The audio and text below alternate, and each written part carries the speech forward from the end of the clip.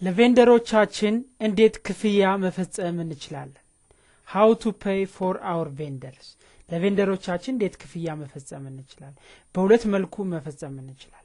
አንዴ በማስ ሰሌክት አድርገን ሌላው ኢንዲቪጁዋል። በማስ ከፈለግን ሰሌክት እንላለን። ጃንዋሪ 1 ቼክ ዴት ዛሬ ቢሆን ቼክ ያደረግነው ጃንዋሪ 1 ኢንቮይስ ዲዩ ቢፎር ከጃንዋሪ 31 በፊት ያሉ or discount lost by discount ካለን discount all invoice እንላለን። all vendors ማንኛውንም ቬንደር ኦኬ እንላለን።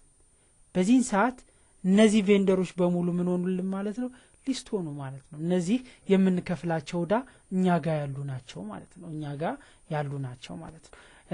ኦኬ ምንል ከሆነ አፕላይ ኦል ምንል ከሆነ እናረጋለን። ክሊር ማለት እንችላለን። መክፈል ከፈለግን ያለን ዳ በሙሉ ይሄ ነው። መክፈል ከፈለግን እቺን ቲክ እናደርጋለን። ኦር ፓርሻሊ መክፈል ከፈለግን ፓርሻሊ እዚህ ላይ መጻፍ እንችላለን ማለት ነው።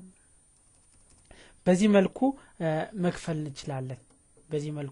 እንችላለን። ግን ዳይሬክት ኢንዲቪጁዋል ለመክፈል ከፈለግን ፔመንት ላይ እንመጣለን። ፔመንት ላይ ስንመጣ ማንኛውንም ክፍያ ነው። ሰሌክት የካሽ አካውንት ክፍያ የምንፈጽምበትን አካውንታችን እንመርጣለን። ከረንት አካውንት ስለምንጠቀም ካሻት ባንክ ቼኪንግን መርጠን ኦኬ እንላለን። በዚህ ሰዓት ወደዚህ ዊንዶ ይገባል።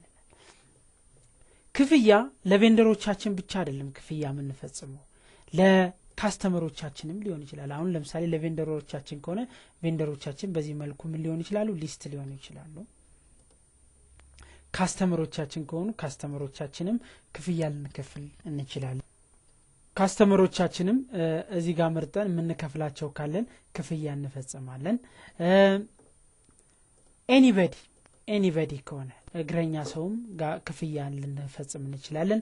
ለምሳሌ ልክ ሰርቪስ አግንተን ከሆነ ለሰርቪሱ ክፍያ የምንፈጽም ከሆነ ለምሳሌ ላቶ አበበ ኦር ላቶ አለሙ ወይም ላቶ ገመቹ እዚህ ላይ እንጽፋለን ማለት ነው። ቼክ ነምበራችንን ክፍያ የፈጸምንበትን ቼክ ነምበር በቼክ ነው እየተጠቀምን ያለው። ቼክ ነምበራችንን እዚህ ጋር ሴት ማድረግ እንችላለን ማለት ነው። ለምሳሌ አንድ ቬንደር እንምረጥ። BLTDን ስንመርጥ አውቶማቲካሊ BLTD ጋር የነበረ የቆየ እዳ አለብን።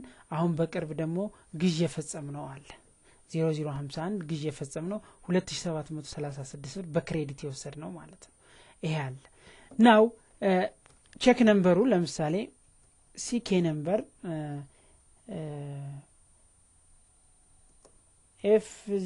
F001234 ብንለው date transaction date if it should be today or January 3 ቢሆን January 3 አሁን ፔመንት ላይ በሁለት አይነት መንገድ መስራት እንችላለን።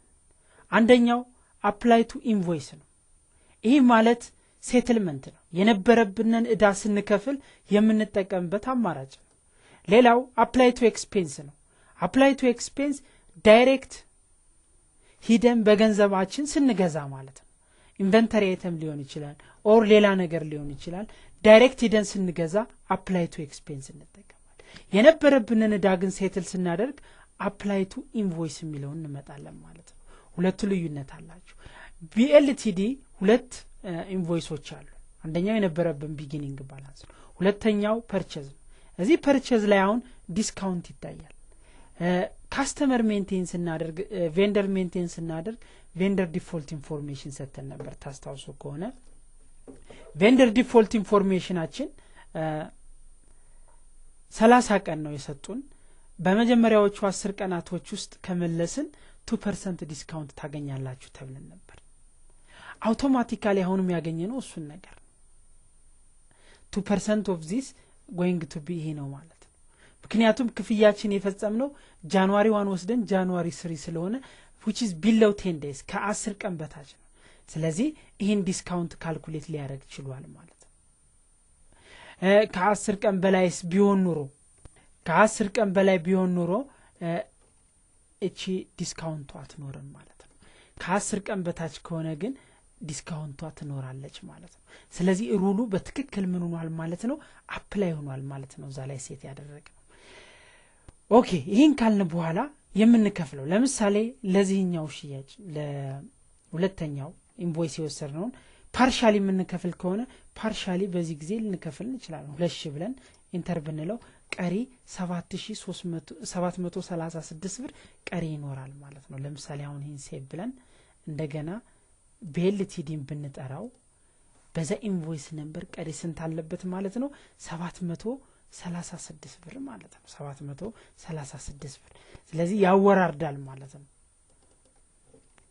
ምንም አይነት እንትን ኤረር አይፈጠርብንም ማለት ነው ምንም አይነት ኤረር አይፈጠርብንም apply to expense የሚያገለግለው ለምንድነው ዳይሬክትሊ መተን በካሽ ፐርቸስ እናደርግ ለምሳሌ ኢንቨንተሪ አይተም ከሆነ ኳንቲቲያችን እዚህ ጋር እናስገባለን ኢንቨንተሪ የገዛነውን ኢንቨንተሪ አይተም አውቶማቲካሊ እዚህ ላይ ሴት እናደርጋለን ዜን ይሄ ይሆናል ማለት ነው ፋይናሊ ሴቭ እንለዋለን ማለት ነው ከፈለገ ሴቭ እንለዋለን ይሄ መንገድ ይኖራል ማለት ነው ሶ